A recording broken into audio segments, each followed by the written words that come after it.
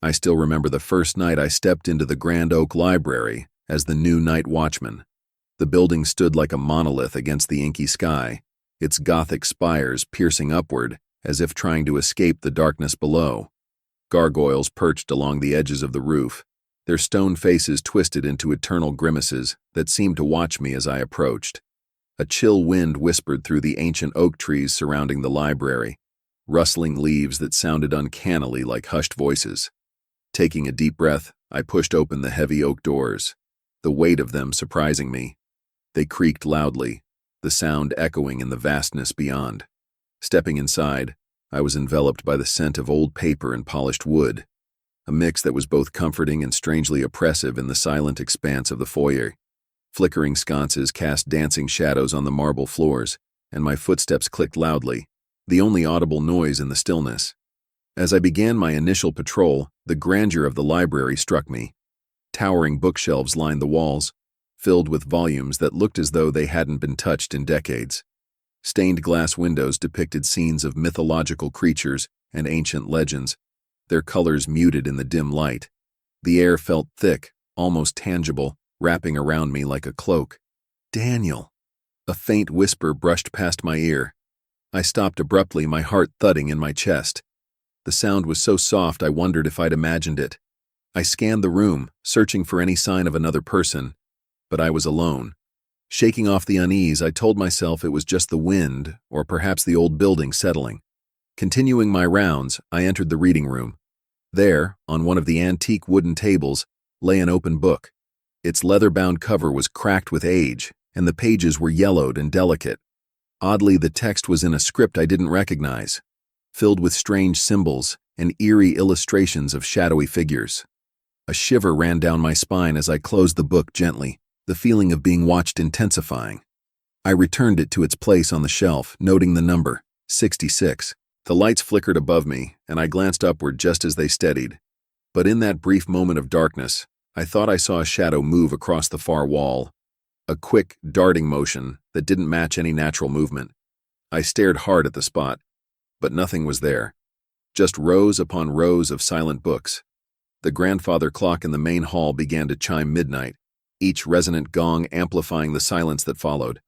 I felt a prickling at the back of my neck, the undeniable sensation of eyes on me. Turning slowly, I surveyed the room once more. The shadows seemed deeper now, the corners darker. I could almost imagine them creeping closer, inch by inch. Deciding I'd let my imagination get the best of me, I made my way back toward the security office. As I walked, the whisper came again, clearer this time, but still just out of reach. "Daniel." I spun around, my pulse quickening. "Is someone there?" I called out, my voice sounding small in the vastness of the library. Silence answered. I hurried my pace, eager to reach the comfort of the lit office. Just as I approached the door, a soft thud echoed from behind me. I turned to see a book lying open on the floor a few feet away. Swallowing hard, I approached it cautiously. It was the same book I'd just put away, the one from shelf 66. My hands trembled slightly as I closed it once more. This time I placed it on a different shelf, hoping that would put an end to this strange occurrence. Entering the security office, I closed the door firmly behind me and exhaled deeply. The monitors displayed empty hallways and still rooms, offering no explanation for what I'd experienced. I settled into the chair, telling myself that first-night jitters were normal and that old buildings made odd noises. But as I sat there, the uneasy feeling didn't fade. The silence wasn't peaceful. It was expectant, like the library was holding its breath, waiting. And somewhere in that vast maze of books and shadows, I couldn't shake the feeling that something was watching me, something that knew my name. As I sat alone in the security office, the quiet hum of the monitors was the only sound keeping me company. The strange events of the night played over and over in my mind. The whispers, the moving shadows, the mysterious book that kept appearing. Part of me wanted to chalk it all up to first-night jitters, but deep down, I knew there was something off about the Grand Oak Library. But I needed this job, more than anything. I'm a 24-year-old history student at the university nearby. I've always had a passion for ancient civilizations and old manuscripts, the kind of stuff most people find boring. Books have been my escape since I was a kid, a way to explore worlds and ideas far beyond my small hometown. My mom, Maria, is the most important person in my life. She's always been there for me, working 2 jobs after my dad passed away when I was little. She's the strongest person I know, but a few months ago she was diagnosed with a serious neurological disorder. The doctors said treatment was possible but expensive, far beyond what we could afford. I felt helpless watching her struggle, knowing that every day without treatment made things worse. I juggled classes during the day and picked up shifts wherever I could at night, but it wasn't enough. That's when I heard about the night watchman position at the library. The pay was better than anything else I could find, probably because no one wanted to work the graveyard shift in a place rumored to be haunted. I told myself the stories were just that, stories. And working nights would allow me to keep up with my classes and visit my mom during the day. It seemed like the perfect solution. But the reality was tougher than I expected. Balancing school, hospital visits, and now this eerie job left me exhausted. Sleep became a luxury, and when I did manage to rest, I was haunted by nightmares. Dreams where I was lost in endless corridors, or where my mom slipped away from me no matter how fast I ran. I felt guilty all the time. Guilty for not being with her more, for not being able to do enough. Every time I saw her, she put on a brave face, telling me not to worry, but I could see the pain she tried to hide. It tore me apart. Yet I couldn't quit. I needed the money to help her, to give her a fighting chance. For her, I can handle anything, I kept telling myself, repeating it like a mantra whenever things got tough. My friends started noticing the change in me. They'd invite me out, but I'd decline, too tired or too preoccupied to socialize. They didn't understand, and I didn't blame them. How could they? I felt like I was carrying the weight of the world on my shoulders, and there was no room for anything else. As I looked around the dimly lit security office, I wondered if I'd made the right choice. The library was beginning to feel like a living thing, with secrets lurking in every shadow. But I couldn't let fear get the best of me, not when so much was at stake. I took a deep breath and stood up, ready to continue my rounds. The halls awaited, silent and expectant. Whatever was happening here, I'd face it. For my mom, for the chance to make things better. For her, I can handle anything, I whispered, letting the words strengthen me. With renewed determination, I stepped back into the labyrinth of books and shadows, unaware of just how deep the mysteries of the Grand Oak Library would go. The next evening, I arrived at the library a bit early, hoping to get more familiar with the place and maybe ease some of the unease that had settled in my gut. The Grand Oak Library was even more imposing in the fading daylight. Its towering stone walls and intricate carvings seemed almost alive, casting long shadows that stretched across the courtyard. Inside, I was greeted by Mr. Abernathy, the head librarian. He was an older man with sharp features and piercing gray eyes that seemed to look right through you. Dressed in a crisp suit that seemed a bit outdated, he carried an air of authority that was hard to ignore. "Good evening, Daniel," he said in a deep, steady voice. "I trust your first night went smoothly?" I hesitated for a moment, debating whether to mention the strange occurrences, but decided against it. "Yes, sir. Just getting used to the place," I replied. He nodded thoughtfully. "The library can be unsettling after hours. It takes some time to adjust." Mr. Abernathy then handed me a small, leather-bound notebook. "These are the rules you must follow during your shift," he said, his tone becoming serious. "It's important that you adhere to them at all times." I opened the notebook and read the list. 1. Do not enter the restricted section on the 3rd floor. 2. If you find a book lying open, close it immediately and return it to shelf 66. 3. Under no circumstances should you respond if you hear your name whispered after midnight. 4. Always keep the lights on in the main hall. If they go out, do not attempt to turn them back on until dawn. 5. Never take any items from the library premises, no matter how insignificant they seem. I looked up, puzzled. Are these really necessary? Some of them seem unusual. Mr. Abernathy's gaze hardened. "They are for your safety and the safety of others," he said firmly. "This is a special place, Daniel. Respect the rules and you'll do just fine." "All right," I agreed, still unsure. "I understand." As I prepared to start my shift, I ran into Mrs. Thompson, the elderly cleaning lady. She gave me a warm smile, but there was a hint of concern in her eyes. "Working the night shift, dear?" she asked. "Yeah, just trying to get the hang of things," I replied. She leaned in slightly. "Mind the shadows," she whispered, "and stick to the main areas. Some parts of this old place aren't meant to be wandered after dark." I nodded, a bit unsettled. "Thanks for the advice."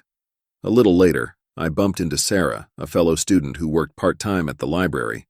She was shelving books and gave me a friendly wave. The next evening, I arrived at the library a bit early, hoping to get more familiar with the place and maybe ease some of the unease that had settled in my gut. The Grand Oak Library was even more imposing in the fading daylight. Its towering stone walls and intricate carvings seemed almost alive, casting long shadows that stretched across the courtyard. Inside, I was greeted by Mr. Abernathy, the head librarian. He was an older man with sharp features and piercing gray eyes that seemed to look right through you. Dressed in a crisp suit that seemed a bit outdated, he carried an air of authority that was hard to ignore. "Good evening, Daniel," he said in a deep, steady voice. "I trust your first night went smoothly?" I hesitated for a moment, debating whether to mention the strange occurrences, but decided against it. "Yes, sir. Just getting used to the place," I replied. He nodded thoughtfully. "The library can be unsettling after hours. It takes some time to adjust." Mr. Abernathy then handed me a small, leather-bound notebook. "These are the rules you must follow during your shift," he said, his tone becoming serious. "It's important that you adhere to them at all times." I opened the notebook and read the list. 1. Do not enter the restricted section on the 3rd floor. 2. If you find a book lying open, close it immediately and return it to shelf 66. 3. Under no circumstances should you respond if you hear your name whispered after midnight. 4. Always keep the lights on in the main hall. If they go out, do not attempt to turn them back on until dawn. 5. Never take any items from the library premises, no matter how insignificant they seem. I looked up, puzzled. Are these really necessary? Some of them seem unusual. Mr. Abernathy's gaze hardened. "They are for your safety and the safety of others," he said firmly. "This is a special place, Daniel. Respect the rules and you'll do just fine." "All right," I agreed, still unsure. "I understand." As I prepared to start my shift, I ran into Mrs. Thompson, the elderly cleaning lady. She gave me a warm smile, but there was a hint of concern in her eyes. "Working the night shift, dear?" she asked. "Yeah, just trying to get the hang of things," I replied. She leaned in slightly. "Mind the shadows," she whispered, "and stick to the main areas. Some parts of this old place aren't meant to be wandered after dark." I nodded, a bit unsettled. "Thanks for the advice." A little later, I bumped into Sarah, a fellow student who worked part-time at the library. She was shelving books and gave me a friendly wave. "Hey, Daniel." "Brave of you to take the night shift," she said with a teasing smile. "Brave," I echoed. She laughed lightly. "Oh, you know, rumors and all. They say old Mr. Whitmore's ghost still roams the stacks at night." "Mr. Whitmore?" "One of the library's founders. Supposedly he never left. But don't worry, it's just silly talk." But there was something in her eyes that suggested she didn't entirely dismiss the stories. I tried to smile. "Well, I'll keep an eye out for any ghostly librarians." As the night wore on, I couldn't help but feel the weight of the building around me. The library was massive, a maze of shelves that seemed to go on forever. High ceilings with ornate moldings, spiral staircases leading to shadowy upper levels, and stained glass windows that cast strange patterns on the floors when the light hit them just right. I remembered the second rule as I walked past the rows of books. If you find a book lying open, close it immediately and return it to shelf 66. A chill ran through me as I recalled how I'd found that open book the night before. The 3rd floor was off limits, marked by a heavy wooden door with an old-fashioned lock. A small plaque read, "Restricted Section, No Entry." I felt a strange pull towards it but shook it off, reminding myself of the first rule. Throughout the night, I caught glimpses of movement out of the corner of my eye. Just the play of shadows, I told myself. The old building creaked and settled, making noises that echoed in the vast spaces. Every so often I'd think about the whispers I'd heard and the rules I'd been given. Under no circumstances should you respond if you hear your name whispered after midnight. I glanced at my watch. It was just past midnight now. The library seemed to grow quieter, as if holding its breath. I focused on my tasks, trying not to let my imagination get the better of me. But as I turned down a long aisle between shelves, I heard it again. A soft, barely audible whisper.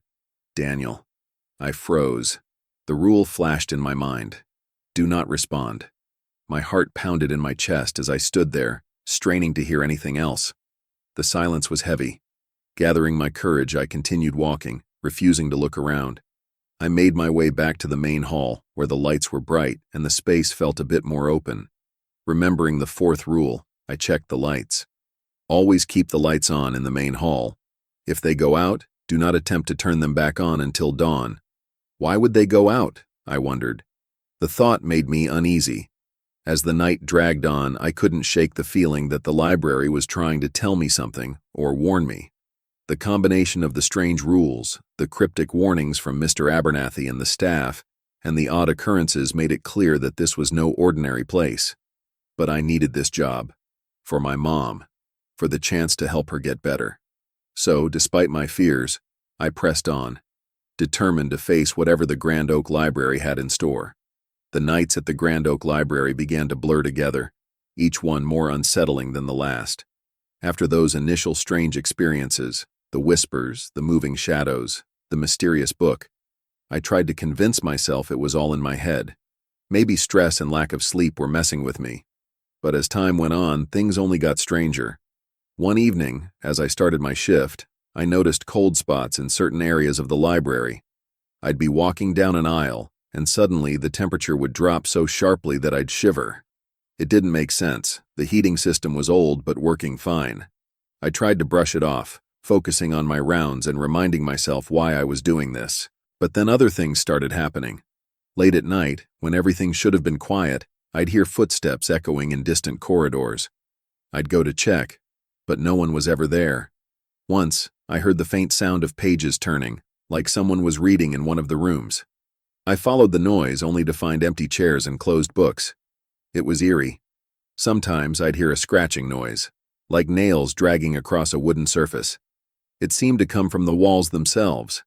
I'd stop and listen, my heart beating faster, but as soon as I tried to find the source, it would stop.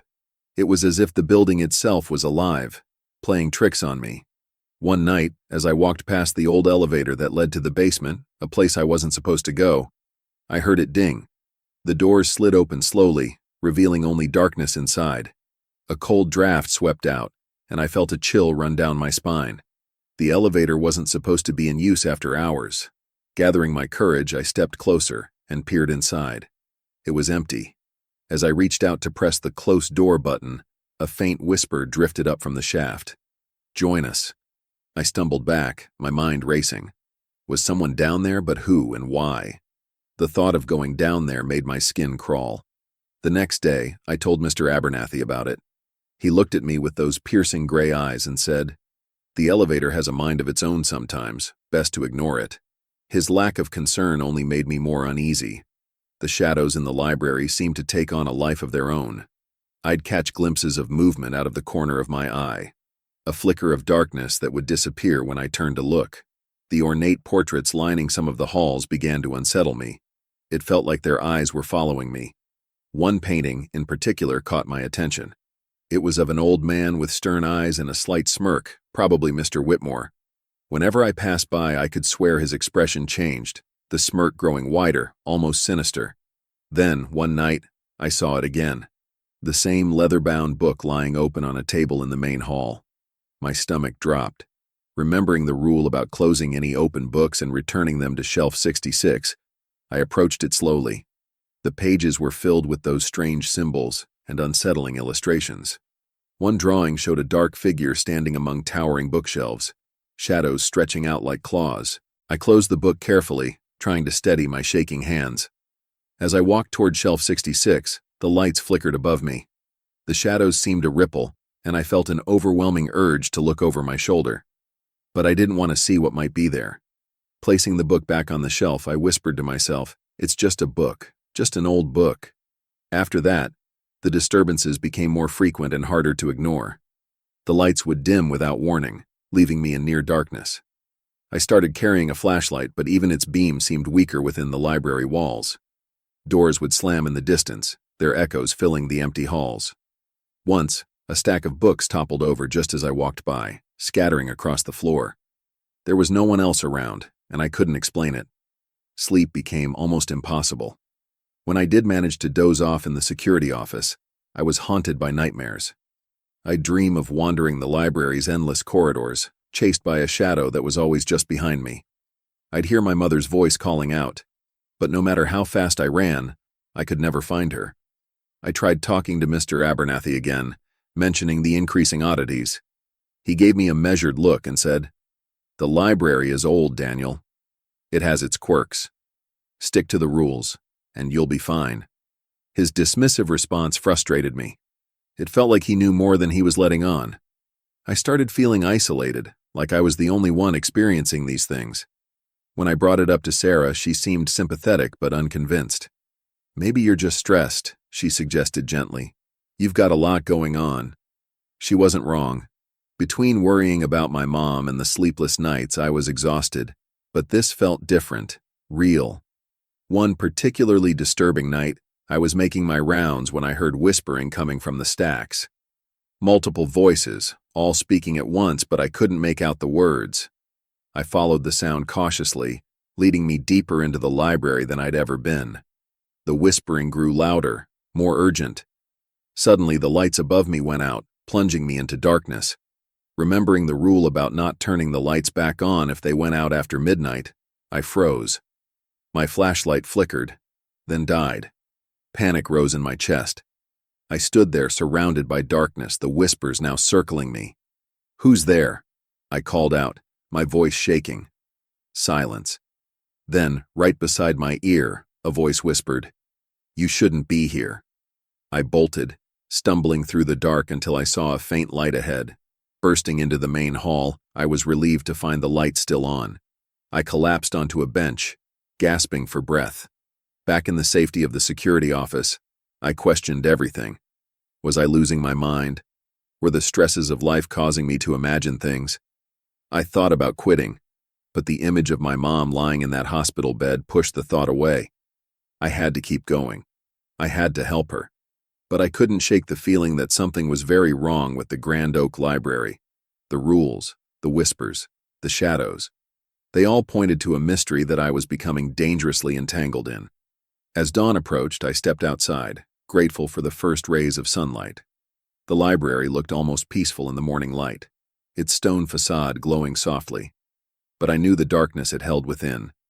I decided that I needed answers. If I was going to continue working here, I had to understand what was happening. Maybe then, I could find a way to make it stop. But deep down, I couldn't shake the fear that some doors, once opened, could never be closed again. After that terrifying night when the whispers circled me in the dark, I knew I couldn't ignore what was happening anymore. The Grand Oak Library held secrets, dangerous ones, and if I was going to keep working there, I needed to find out what they were. The next day, instead of going straight home after my shift, I decided to spend some time in the library's public archives. During the day, the place felt entirely different. Sunlight streamed through the stained glass windows, and people moved about, absorbed in their own worlds of study and research. It was almost hard to believe it was the same place that filled me with dread at night. I started by looking up the history of the library. Established in the late 1800s, it was one of the oldest buildings in the city. There were articles about its grand opening, praising its architecture and vast collection of rare books. But as I dug deeper, I noticed gaps in the records. Certain years had no information at all, and some documents seemed to be missing entirely. Curiosity piqued, I approached Sarah. "Hey, do you know where I can find more detailed archives about the library's early years?" I asked. She tilted her head thoughtfully. A lot of the old records are stored in the back rooms. They're not really organized. Why the sudden interest? Just trying to learn more about the place. Feels like I'm missing something, I said, trying to sound casual. "Well, be careful digging around back there," she warned lightly. "It's easy to get lost." I took her advice and ventured into the back rooms, areas less frequented by the public. Dust covered most surfaces, and the smell of old paper was stronger here. Boxes upon boxes of documents were stacked haphazardly. I began sifting through them, coughing occasionally as dust rose into the air. After what felt like hours, I stumbled upon an old leather-bound journal tucked away in a corner, almost hidden behind a stack of faded newspapers. The cover was worn, and the pages were yellowed with age. Inside, the handwriting was neat but cramped, the ink slightly faded but still legible. The journal belonged to someone named Theodore Whitmore, the same name as the man in the portrait that always unsettled me. Heart pounding, I began to read. Whitmore wrote about a group he called the Seekers, a secret society that met within the library's walls. They believed that the library was built on a convergence point, a place where the barrier between our world and another was thin. They sought knowledge, wisdom, and, as I read further, power. One entry detailed a ritual they performed, aiming to tap into this other realm to gain forbidden knowledge. But something went wrong. Instead of enlightenment, they unleashed something dark, an entity that Whitmore referred to as the Keeper of Secrets. Unable to control it, they tried to bind it within the library using ancient symbols and protective spells. My hand shook as I turned the pages, the words blurring as fear took hold. The symbols in the journal matched the strange markings I'd seen etched into the shelves and desks. The rules I'd been given suddenly made a chilling kind of sense. They weren't just arbitrary guidelines, they were safeguards to keep this entity contained. I realized that every time I broke a rule, even unknowingly, I was weakening those safeguards. The open books, the whispers, the flickering lights. It was all connected. The entity was reaching out, trying to escape its confinement, and I was making it easier. A deep sense of dread settled over me. I thought about the elevator doors opening on their own, the voice whispering, "Join us." Had others been lured into the depths of the library, never to return? Was I next? I needed answers. Clutching the journal, I decided to confront Mr. Abernathy. I found him in his office, meticulously organizing a stack of old books. "Mr. Abernathy, we need to talk," I said firmly. He looked up, his gray eyes unreadable. "What is it, Daniel?" I placed the journal on his desk. "I found this in the archives. I know about Whitmore and the secret society. I know about the entity, the Keeper." For a moment, he was silent. Then he sighed heavily. "I was hoping you wouldn't involve yourself in this," he said quietly. "Why didn't you tell me?" I demanded.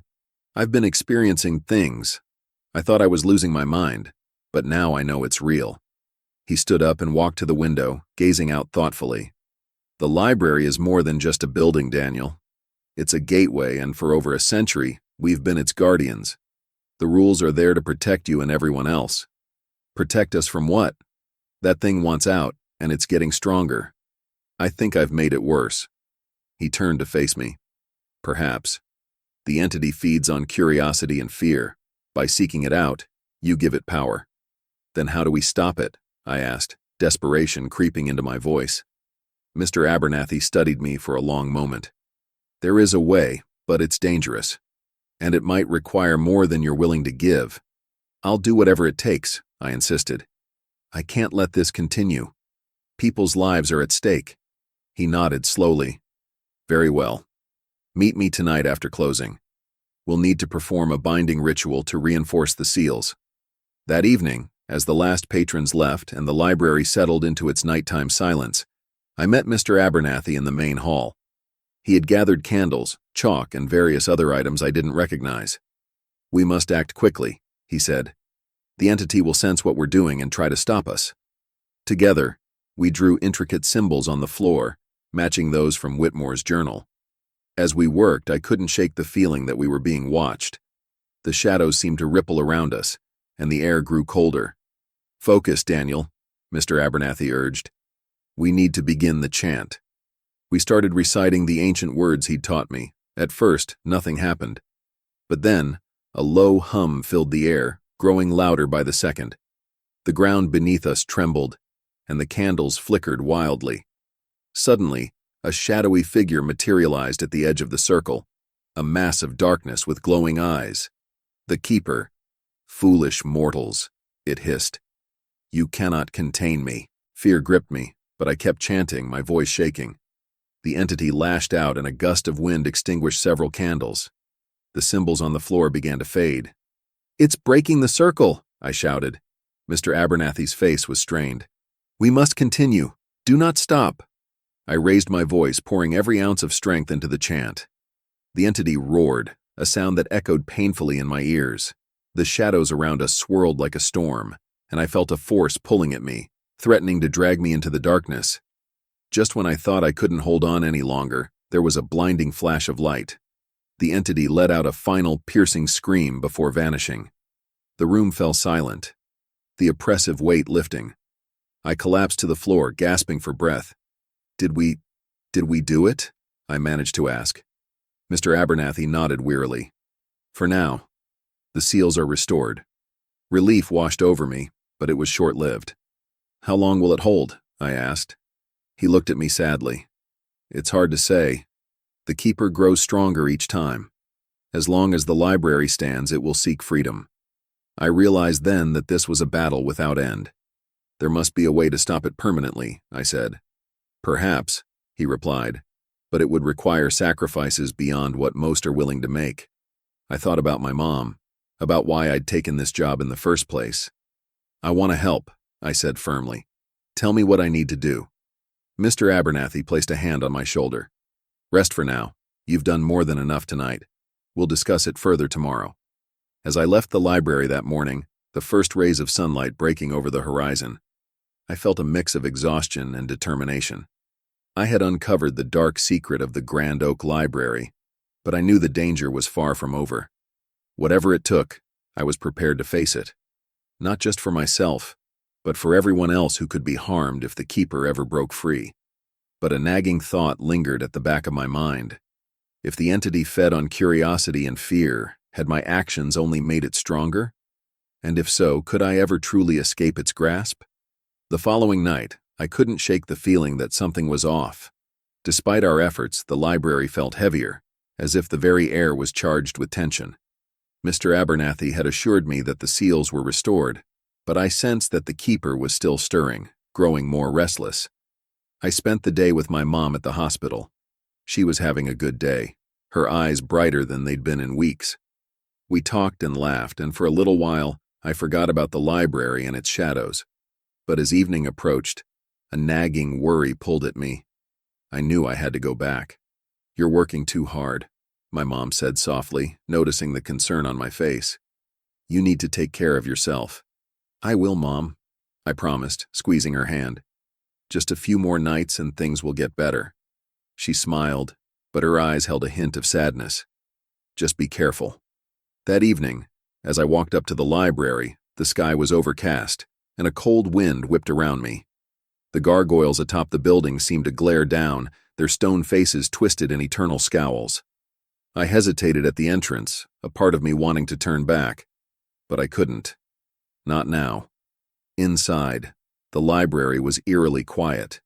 The usual creaks and whispers were absent, replaced by a heavy silence that pressed in on me. I headed straight to Mr. Abernathy's office, but he wasn't there. His desk was neat, everything in its place, but there was no sign of him. Mr. Abernathy? I called out, my voice echoing faintly. No response.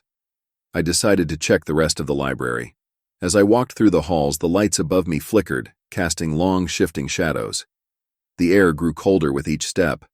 I tried to steady my breathing, reminding myself that fear only fed the keeper.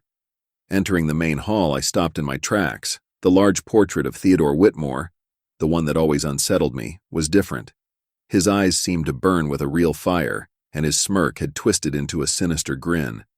A chill ran down my spine. Daniel! A voice whispered, soft but clear. I spun around, but no one was there. The whisper came again, from another direction. Daniel! I clenched my fists, trying to resist the urge to respond. Remembering the rule. Under no circumstances should you respond if you hear your name whispered after midnight. But it was already past midnight, and the whispers were getting louder, coming from all around me. It felt like the walls themselves were calling out. I needed to find Mr. Abernathy. Maybe he was in the basement, where we'd performed the ritual. Taking a deep breath, I headed toward the old elevator. The doors opened before I pressed the button, revealing the dark interior. Great, I muttered, stepping inside. The elevator descended with a jolt, the lights flickering before going out completely. I was plunged into darkness, the only sound the grinding of the elevator's gears. When the doors opened, I stepped into the basement corridor. The air was damp and cold, and a faint glow emanated from further down the hall. I walked cautiously toward the light, my footsteps echoing. As I approached the chamber where we'd performed the ritual, I heard voices, multiple voices chanting in unison. Peering around the corner, I saw Mr. Abernathy standing in the center of the room, surrounded by swirling shadows. His eyes were closed and he was speaking in a language I didn't understand. "Mr. Abernathy," I called out. His eyes snapped open and he turned to face me. But something was wrong. His eyes were entirely black, and a cruel smile spread across his face. "You're just in time," he said, but his voice was layered, as if multiple people were speaking through him. A sense of dread washed over me. "What are you doing?" I demanded. He chuckled. "Completing the ritual. You didn't really think you could stop the Keeper, did you? Foolish boy." My heart pounded. "But we sealed it. We stopped it." He shook his head slowly. "No, Daniel. You helped free it. And now with your sacrifice, the Keeper will be fully unleashed." The shadows in the room began to coalesce into a dark figure, the Keeper itself. It loomed behind Mr. Abernathy, its form shifting and undefined, eyes glowing a deep crimson. I took a step back. "Why are you doing this?" "Knowledge, power," he replied. "The Keeper grants gifts to those who serve, and you, my dear boy, are the final key." I realized then that I'd been manipulated from the start. The rules, the rituals, they were all designed to lead me to this moment. Panic surged through me, but I knew I couldn't give in to fear. Desperately, I searched my memory for anything from Whitmore's journal that could help. There was one passage, a last resort, a way to bind the Keeper at great personal cost. Gathering my courage, I began to recite the words, stumbling over the unfamiliar language. Mr. Abernathy's eyes widened in surprise. "Stop!" he shouted, advancing toward me. The Keeper hissed, the sound like nails on a chalkboard. I continued chanting, backing away as they approached.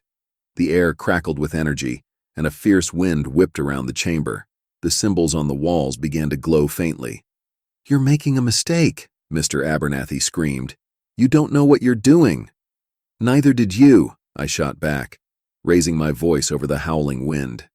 The Keeper lashed out, a shadowy tendril striking me across the chest and knocking me to the ground. Pain exploded through me, but I forced myself to keep speaking the words. I could feel warmth spreading from where I'd been hit, but I didn't dare look down. The room shook violently, books and artifacts crashing to the floor. The glowing symbols grew brighter, and the Keeper recoiled, its form flickering. Mr. Abernathy lunged at me, but a burst of light erupted between us, throwing him back.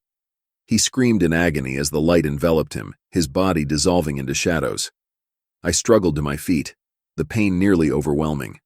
The Keeper was writhing now, its shape distorting as the binding took hold. I pressed on with the chant, each word feeling like it was tearing from my very soul. "Daniel." The Keeper's voice echoed inside my mind. "You cannot contain me forever." "Maybe not," I whispered, "but I can stop you now." With a final, forceful shout, I completed the ritual. The chamber was flooded with blinding light, and a deafening silence fell. When the light faded, the Keeper was gone. The shadows had receded, and the air was still. I collapsed to the floor, my strength gone. The wound on my chest throbbed, and I finally looked down to see a dark stain spreading across my shirt. My vision blurred, and darkness crept at the edges. Footsteps echoed softly, and I saw Sarah rushing toward me. "Daniel!" "Oh my God, what happened?" she cried, kneeling beside me. I tried to speak, but my voice was barely a whisper. It's over," I managed to say. She shook her head, tears in her eyes. "We need to get you help." "Too late," I breathed. "Listen, you have to keep the library safe. Don't let anyone—" My words trailed off as a wave of exhaustion washed over me. "Stay with me," Sarah pleaded, but I could feel myself slipping away. The pain was fading, replaced by a strange peace.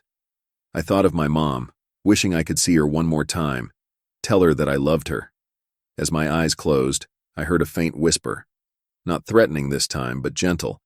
"Thank you," it said. When I opened my eyes again, I was standing in the main hall of the library. The room was bathed in a warm glow, and everything was quiet. I felt light, free of pain. "Am I dead?" I wondered aloud. A familiar voice answered behind me. Not quite. I turned to see Mr. Whitmore, the man from the portrait, standing there. He looked younger than in the painting, his eyes kind. What's going on? I asked. You've done a great service, he said. The keeper is sealed once more thanks to your sacrifice. But at what cost? I replied. Am I trapped here? He smiled softly. You have a choice. You can move on, or you can stay and help protect the library from future threats. I thought about my mom, about leaving her behind. Will she be okay? She'll miss you, he said gently. But she'll know you did something important. I took a deep breath, or at least it felt like I did. If I stay, can I watch over her? In a way, he nodded. Your presence can bring comfort. I looked around the library, the place that had become so much more than just a job. Then I'll stay, I decided. I want to help. Mr. Whitmore placed a hand on my shoulder. Very well. Welcome to the Guardians, Daniel. From that moment on, I became part of the library, a silent protector within its walls. Sarah took over where I left off, and together with others she continued the watch. My mom sensed my absence but also seemed to find peace, as if she knew I was at rest. The Grand Oak Library remained, a place of knowledge and mystery, guarded by those who understood its secrets. And though unseen, I was there, ensuring that the darkness stayed sealed away, so that others could seek wisdom without fear. And sometimes, late at night when the world was quiet, I'd imagine I could still hear my mom's voice, and I'd whisper back, I love you too. The following night I returned to the library with a mix of dread and determination. Mr. Abernathy had agreed to meet me after closing to perform the ritual that would strengthen the seals and keep the Keeper of Secrets confined. The weight of what we were about to do pressed heavily on my shoulders, but I knew there was no turning back. As the last of the patrons left and the doors were locked, the library settled into its familiar silence. Mr. Abernathy appeared from the shadows, carrying a worn leather satchel. Are you ready? He asked quietly. I nodded, swallowing hard. As ready as I'll ever be. We made our way to the central reading room, where the ceilings arched high above and the moonlight filtered through the stained glass windows, casting colorful patterns on the floor. Together we pushed aside the heavy tables to clear a space. Mr. Abernathy began drawing intricate symbols on the wooden floor with a piece of chalk, matching those from Whitmore's journal. These symbols will help contain the entity during the ritual, he explained. We must stay inside the circle no matter what happens. I helped him place candles at specific points around the circle, lighting them one by one. The flickering flames cast long shadows, and the air grew thick with the scent of burning wax and something else. Something ancient.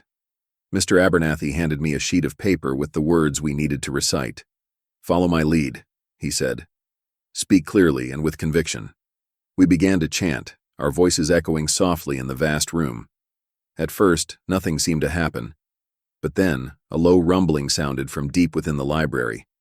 The flames of the candles flickered wildly, and a cold wind swept through the room, though no windows were open. Keep going, Mr. Abernathy urged. The shadows around us began to shift and coalesce, forming into a dark mass at the edge of the circle. The Keeper of Secrets emerged, its shape undefined but its presence overwhelming. Its eyes glowed faintly, like embers in a dying fire. You dare to bind me again? It hissed, its voice a chorus of whispers. Fear gripped me, but I forced myself to continue the chant. The entity pressed against the invisible barrier of the circle, testing its strength. The floor beneath us trembled, and books flew off the shelves, pages fluttering like desperate birds. Your efforts are futile, the keeper snarled. I will be free and you will join the others. Suddenly, one of the candles blew out, then another. The symbols on the floor began to fade. The circle is weakening, I shouted. Mr. Abernathy's face was pale but determined. We must finish the incantation. Before we could continue, the entity lashed out. A shadowy tendril shot towards us, knocking Mr. Abernathy off his feet. He fell hard, groaning in pain. Panic surged through me as I rushed to his side. Are you okay? I asked, helping him sit up. He grimaced. It's up to you now, Daniel. You must complete the ritual. Me? I don't know if I can. You have to, he insisted, pressing the sheet of paper into my hands. Believe in yourself. The keeper loomed closer, the darkness spreading. I stood up, my legs shaking, and resumed the chant. My voice wavered at first, but as I continued, it grew stronger. The entity howled in anger, the sound piercing and unnatural. The remaining candles flared brightly, and the symbols on the floor glowed with renewed light. The circle's barrier pushed back against the keeper, forcing it to retreat slightly. "You cannot defeat me," it roared. Summoning every ounce of courage, I stepped forward, still within the circle, and shouted the final words of the incantation. A blinding light burst forth from the symbols, engulfing the room. I shielded my eyes, feeling a surge of energy pass through me. When the light faded, the keeper was gone. The room was still, the air calm. I looked around, barely able to believe it. "Did it work?" I whispered. Mr. Abernathy struggled to his feet, leaning on me for support. "Yes," he said softly. "You did it." Relief washed over me, but it was mixed with exhaustion. The library seemed peaceful again, the oppressive atmosphere lifted. "What happens now?" I asked. He gave me a weary smile. "Now we rest. The seals have been reinforced, and the keeper is confined once more." I helped him back to his office, where he insisted he would be fine. "You've done a great service tonight, Daniel," he said. "I'm grateful." I nodded, feeling a strange mix of pride and unease. "I'm just glad it's over." As I left the library, the first light of dawn was appearing on the horizon. I took a deep breath of the cool morning air, hoping that things would return to normal. But deep down, I couldn't shake the feeling that this wasn't the end. The following night, I arrived at the library feeling more at ease than I had in weeks. The events of the previous night felt almost like a dream, but I knew they were real. I was hopeful that with the keeper contained, the strange occurrences would cease. Mr. Abernathy greeted me at the door. He seemed in better spirits, though a bit pale. "Good evening, Daniel," he said. "I trust you're ready for a quiet night." I smiled. "Absolutely. I'm looking forward to it." As I made my rounds, the library was calm. The shadows were just shadows. The whispers were gone, and the oppressive feeling had lifted. For the first time since I started working there, I felt comfortable. Around midnight, I decided to check the main reading room where the ritual had taken place. Everything was back in order, the tables and chairs neatly arranged, no sign of the symbols or candles. It was as if nothing had happened. I sat down at one of the tables, allowing myself a moment to relax. The silence was soothing. My thoughts drifted to my mom, and I felt hopeful about the future. Just then, I heard a soft rustling sound. I looked up to see a book lying open on a nearby table. My heart skipped a beat. It was the same leather-bound book from before. Cautiously, I approached it.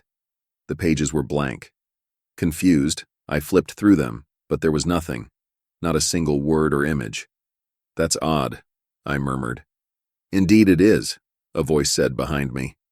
I turned to see Mr. Abernathy standing in the doorway. His expression was unreadable. "I didn't hear you come in," I said. He stepped forward slowly. "There are many things you haven't heard, Daniel." Something in his tone sent a chill through me. "Is everything okay?" He smiled, but it didn't reach his eyes. "You did well last night, better than I expected." "Thanks, I guess." He moved closer. "You showed great potential. The keeper took a special interest in you." Alarm bells rang in my mind. "What do you mean?" Mr. Abernathy's eyes seemed to darken. "The ritual didn't just reinforce the seals. It transferred the connection from me to you." I took a step back. "I don't understand." "You will in time," he said calmly. "The keeper needs a guardian, someone to maintain the balance. That someone is now you." Panic surged through me. "But you said we were containing it." "We did," he replied. "But containment requires sacrifice." The room began to spin, the shadows growing longer. "What did you do?" I demanded. He shrugged. "I fulfilled my role. Now it's your turn." Before I could react, a sharp pain shot through my head. Images flooded my mind, memories that weren't mine, voices whispering secrets I couldn't comprehend. "Stop it!" I shouted, clutching my head.